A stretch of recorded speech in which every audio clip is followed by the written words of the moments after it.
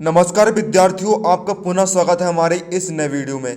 Video को शुरू करने से पहले मैं आपको पहले ही यहाँ पर वार्निंग दे देना चाहता हूँ। देखिए, जितने भी सभी यूट्यूब में पेपर जो है वायरल हो रहा है, पूरे के पूरे पेपर जो है फर्जी है। ना तो मेरे पास असली पेपर है, ना ही उनके पास असली पेपर है। बेबस जो है आपको बेवकूफ़ बना रहा है। तो विद्यार्थियों, आपको बिल्कुल भी बेवकूफ़ नहीं बनना है।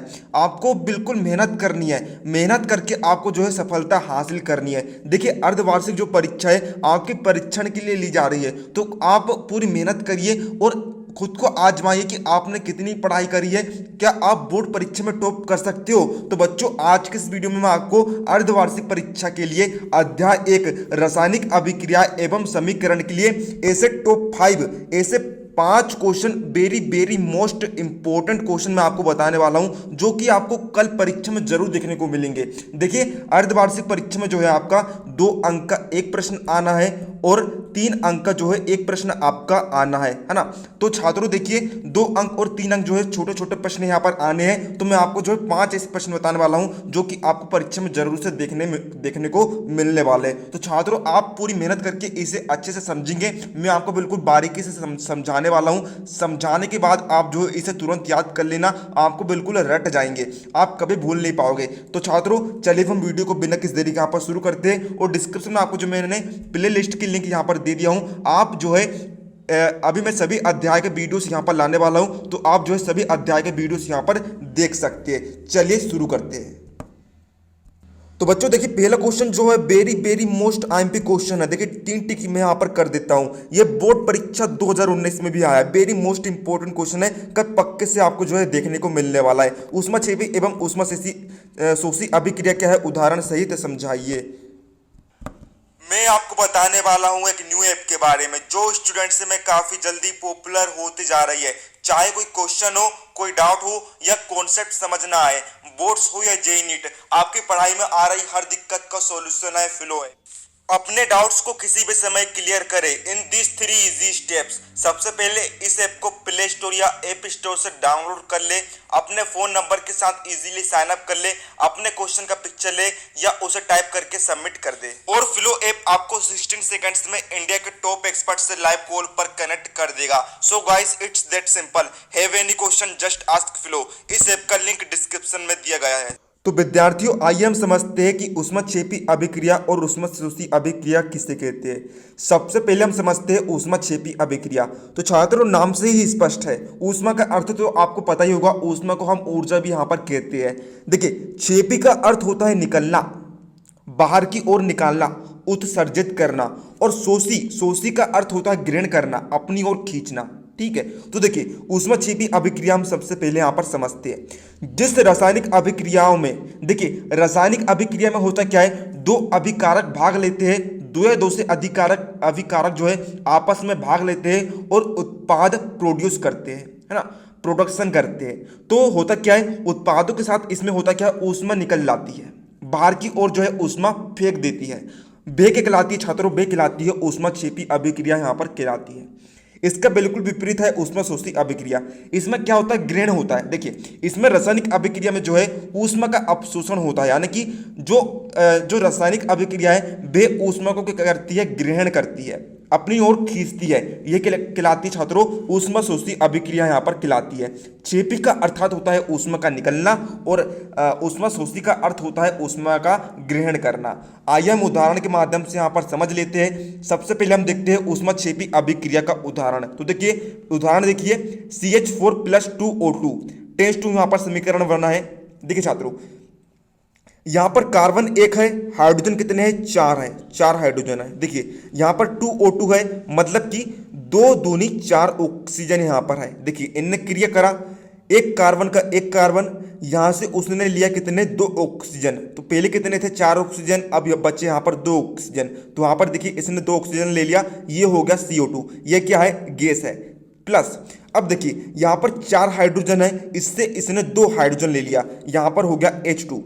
अब यहाँ पर देखिए, इसने जो है 1 ऑक्सीजन यहाँ पर ले लिया, तो यहाँ पर हो गया H2O।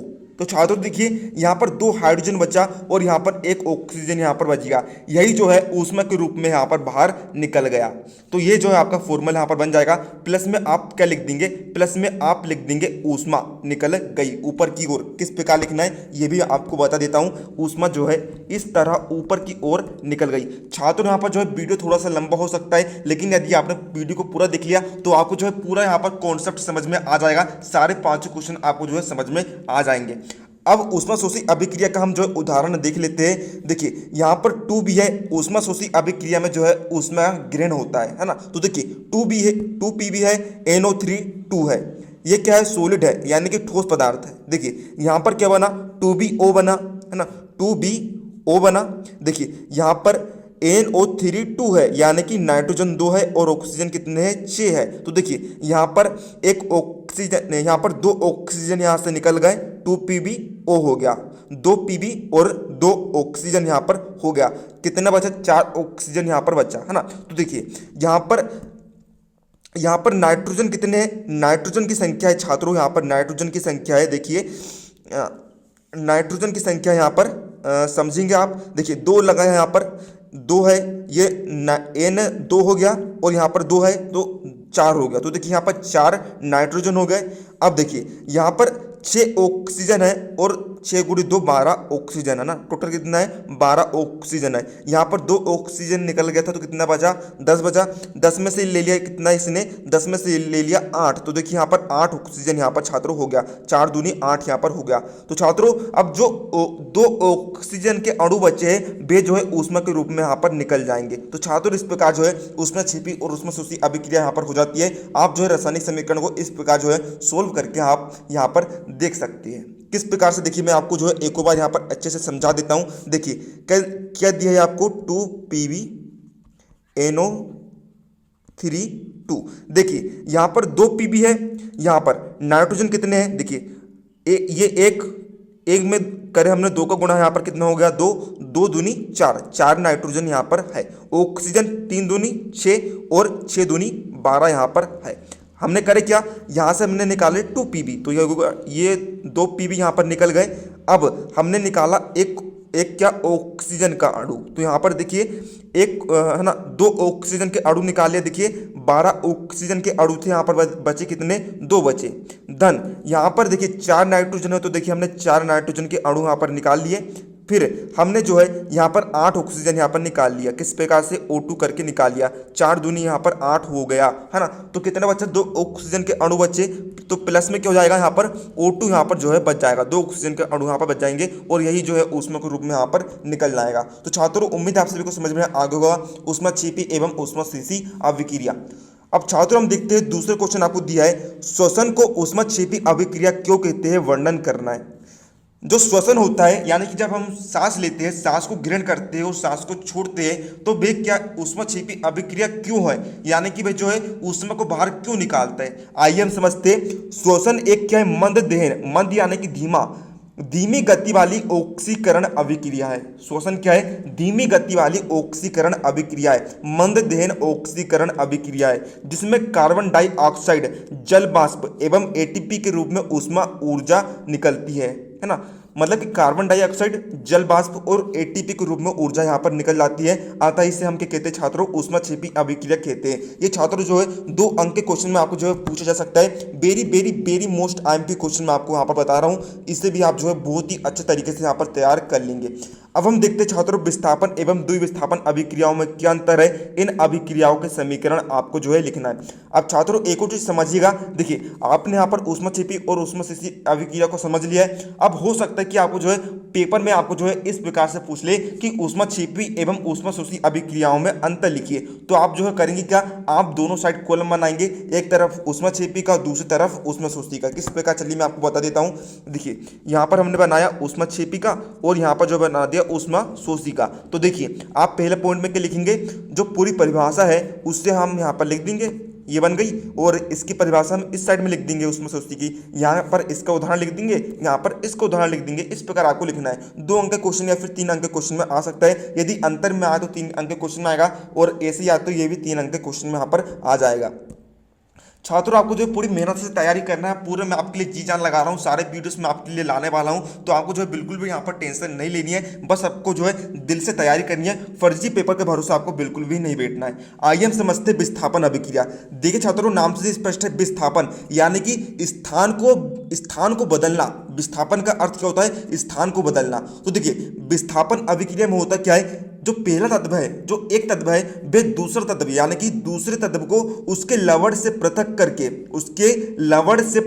करके उसका स्थान जो है स्वयं ग्रहण कर लेता है। मतलब कि देखिए उस जो सामने वाला जो तत्व है उसका जो लवण है उसको वह बाहर निकाल देता है, चल हट निकल जा, चल बाहर निकल, और उसको बाहर निकाल के वहां पर जो है अपना कब्जा यहाँ पर कर लेता है। लेकिन जो द्विविस्थापन अभिक्रिया होती है उसमें जो अभिकारक होते हैं, देखिए अभिकारक में आपको समझाऊं। देखिए छात्रों, ये जो अभिकारक है ये दोनों क्या है? अभिकारक है। ये भी क्या है? अभिकारक है। अभिकारक आपस में भाग लेकर जो है उत्पाद के निर्माण करते हैं। ये क्या कहलाते हैं? उत्पाद कहलाते हैं। ये क्या कहलाते हैं छात्रों? उत्पाद कहलाते हैं, है ना। तो देखिए यहाँ पर जो है अभिकारकों के बीच जो है आयनों का यहाँ पर आदान प्रदान होता है। यानी कि जो पहला तत्व है उसने दूसरे तत्व के आयन को ले लिया, और दूसरा जो तत्व है उसने पहले तत्व को आयन को यहाँ पर ले लिया। उम्मीद है आप सभी को बहुत ही अच्छे तरीके से यहाँ पर समझ में आ रहा होगा। तो देखिए हम समझते हैं विस्थापन अभिक्रिया को। देखिए यहाँ पर इसका एक उदाहरण यहाँ पर लिखा हुआ है। देखिए Fe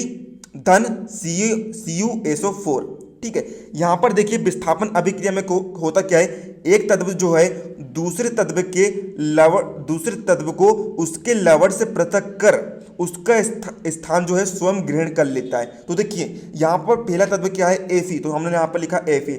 दूसरा तत्व है यहाँ पर Cu, तो देखिए दूसरे तत्व का जो लवण क्या है? SO4।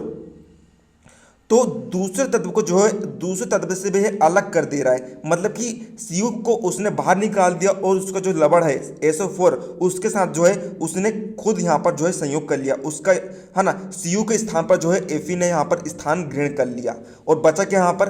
बचा यहाँ पर Cu। अब हम देखते हैं द्विविस्थापन अभिक्रिया का उदाहरण। तो देखिए छात्रों, यहाँ पर Na2SO4 है, यहाँ पर BaCl2 है। छात्रों यहाँ पर देखिए Na2SO4 में जो है SO4 जो है लवण है, और BaCl2 में जो है Cl2 यहाँ पर लवण है। तो देखिए इसमें हमने पढ़ा था दोनों अभिकारकों के बीच क्या होता है? आयनों का आदान प्रदान होता है। मतलब कि देखिए इसका जो आयन है ये ले लेगा, इसका जो आयन है ये ले लेगा। तो देखिए यहाँ पर देखिए इसमें आयन क्या है? देखिए छात्रों, इसमें आयन है Na और इसमें आयन क्या है? Cl2, ठीक है। तो छात्रों देखिए हुआ क्या है, यहाँ पर Na 2 है तो हमने यहाँ पर लिखा 2 Na, और यहाँ पर 2 Cl है तो हमने यहाँ पर लिख दिया Cl। 2 Na और Cl की संख्या कितनी हो गई? 2। तो देखिए यहाँ पर जो है क्या हुआ छात्रों? यहाँ पर हुआ यह है कि जो मतलब कि आयनों को जो है आदान प्रदान यहाँ पर हो गया। धन क्या बचा छात्रों? यहाँ पर बचा BaSO4 जो है बच गया। Na और Cl दोनों क्या है? आयन है, आदान प्रदान यहाँ पर हो गया, दोनों जो है मिक्सचर यहाँ पर हो गए। छात्रों ये था आपका ये थर्ड नंबर का वेरी इंपॉर्टेंट क्वेश्चन। अब छात्रों हम देखते हैं यहाँ पर वेरी मोस्ट इंपॉर्टेंट क्वेश्चन अगला आपको दिया है, संतुलित रासायनिक समीकरण क्या है? बहुत ही इजी क्वेश्चन है। संतुलित रासायनिक समीकरण क्या है? रासायनिक समीकरण को संतुलित करना क्यों आवश्यक है, इसके बारे में आपको बताना है। छात्रों यदि आपने जो है इस क्वेश्चन को पढ़ लिया तो आपको जो है पक्की गारंटी दे रहा हूं मैं, आपको कल परीक्षा में देखने को मिल जाएंगे। तो आइए हम समझते हैं संतुलित रासायनिक समीकरण। नाम से ही स्पष्ट है, रासायनिक समीकरण को संतुलित करना, ठीक है। जिस रासायनिक समीकरण में अभिकारकों एवं उत्पादों की कुल द्रव्यमान समान हो, अर्थात अभिक्रिया के पहले, है ना, जब अभिक्रिया नहीं हुई उससे पहले जो अभिकारक है, और जब अभिक्रिया हो गई उसके बाद जो उत्पाद बना, उसके बाद जो तत्व का जो द्रव्यमान है, उन दोनों की संख्या क्या हो? समान हो। मतलब कि अभिक्रिया के पहले और उसके पश्चात उनके द्रव्यमान में कोई अंतर ना आया हो, तो वे क्या कहलाता है छात्रों? समीकरण जो है संतुलित रासायनिक समीकरण यहाँ पर कहलाता है। अब देखिए द्रव्यमान संरक्षण क्या कहता है कि अभिकारक की क्रिया होने से पहले और अभिकारक की क्रिया होने के बाद जो उत्पाद बना है उनमें जो द्रव्यमान है समान होना चाहिए। तो क्या कहलाता है? द्रव्यमान संरक्षण का नियम यहाँ पर कहलाता है। अर्थात द्रव्यमान को हम तो ना तो उत्पन्न कर सकते हैं और ना ही नष्ट कर सकते हैं। वे जो है मूल फॉर्म में यहाँ पर रहता है, अपनी ओरिजिनल फॉर्म में यहाँ पर रहता है, ना तो 1 ग्राम कम होगा ना ही 1 ग्राम ज़्यादा होगा। इसीलिए हम कहते हैं छात्रों संतुलित रासायनिक समीकरण हम यहाँ पर कहते हैं। यदि आप कमजोर विद्यार्थी हो तो मे भी आपको जो है बहुत ही अच्छे से समझ में आ रहा होगा। बिल्कुल मैं आपको जो है बारीकी से यहाँ पर समझा रहा हूँ, है ना। आप जो है यदि आपको अच्छे समझ में नहीं आ रहा तो आप जो है बिल्कुल जो है रिपीट करके आप जो है इसे देख लेना, आपको बिल्कुल यहाँ पर समझ में आ जाएगा। तो छात्रों ये था आपका चौथा नंबर का वेरी मोस्ट आईएमपी क्वेश्चन। इसमें होता क्या है, अभिक्रिया के पहले और अभिक्रिया के बाद के जो तत्व होते हैं उन दोनों के जो है क्या द्रव्यमान जो होते हैं, क्या द्रव्यमान जो परमाणु की संख्या समान होती है ना, परमाणु की संख्या समान होती है या फिर द्रव्यमान जो है समान होते हैं, है ना। रासायनिक समीकरण में अभिकारकों एवं उत्पादों के कुल द्रव्यमान के होते समान होते हैं। अब छात्रों हम देखते हैं 5वें नंबर का वेरी मोस्ट आईएमपी क्वेश्चन। तो छात्रों यहाँ पर देखिए अगला वेरी मोस्ट आईएमपी क्वेश्चन है, 2 अंक में आपको जो है पूछा जा सकता है, वेरी मोस्ट आईएमपी क्वेश्चन है। 3 टिक में आपको यहाँ पर जो है कर देता हूँ, बिल्कुल आपको जो है इसकी तैयारी कर लेनी है। क्या है क्वेश्चन, उदासीनीकरण अभिक्रिया क्या है, 2 उदाहरण लिखिए। उदासीनीकरण अभिक्रिया किससे कहते हैं, उसके हमें जो है उदाहरण यहाँ पर लिखना है। नाम से ही स्पष्ट है उदासीन, ना तो जिसमें अम्ल हो और ना ही जिसमें क्षार हो। तो हम समझते हैं अम्ल और क्षारक परस्पर अभिक्रिया करके, ना देखिए अम्ल अलग होता है और क्षार अलग होता है। वे करते क्या है, एक दूसरे से परस्पर अभिक्रिया कर लेते हैं, एक दूसरे के साथ संयोग कर लेते हैं और क्या करते हैं, एक दूसरे को उदासीन कर देते हैं। मतलब कि उसमें फिर क्या होता है, ना तो अम्ल रह जाता है ना ही क्षार रह जाता है, और क्या करते हैं फिर लवण और जल का निर्माण कर देते हैं। यह प्रक्रिया क्या कहलाती है छात्रों, उदासीनीकरण प्रक्रिया कहलाती है। इसी को हम उदासीनीकरण यहाँ पर कहते हैं। नाम से ही स्पष्ट है उदासीन कर देना। अम्ल और क्षारक जो है एक दूसरे से अभिक्रिया करके एक दूसरे को उदासीन कर देते हैं, ना तो उनमें अम्ल रहता है ना ही फिर क्षार रहता है, और लवण और जल का निर्माण कर लेते हैं। इसी को हम उदासीनीकरण अभिक्रिया यहाँ पर कहते हैं। तो यहाँ पर देखिए इसको उदाहरण आप देख लीजिए। देखिए HCl क्या है, अम्ल है, NaOH क्या है, क्षार है। तो देखिए यहाँ पर H ने देखिए Na ने जो है Cl के साथ अभिक्रिया कर लिया, NaCl के बन गया लवण बन गया, और यहाँ पर देखिएगा एक H और एक H, 2 H है। तो देखिए हम यहाँ पर हो गया H2 और यहाँ पर हो गया O, H2O बन गया क्या, जल। ये लवण बन गया और जल बन गया, एक दूसरे को जो है उसने उदासीन कर दिए, ना तो अब जो है अम्ल रह गया ना ही क्षार रह गया, लवण और जल बन गया। अब इसी प्रकार दूसरा उदाहरण हम यहाँ पर देख लेते हैं, H2SO4 धन CaOH ट्वाइस। तो यहाँ पर देखिए H2SO4 क्या है, अम्ल है, CaOH ट्वाइस क्या है, क्षार है। तो देखिए यहाँ पर Ca कितना है छात्रों, Ca है यहाँ पर 1, ठीक है। तो यहाँ पर हो गया Ca, यहाँ पर SO4, CSO4 के बन गया लवण बन गया।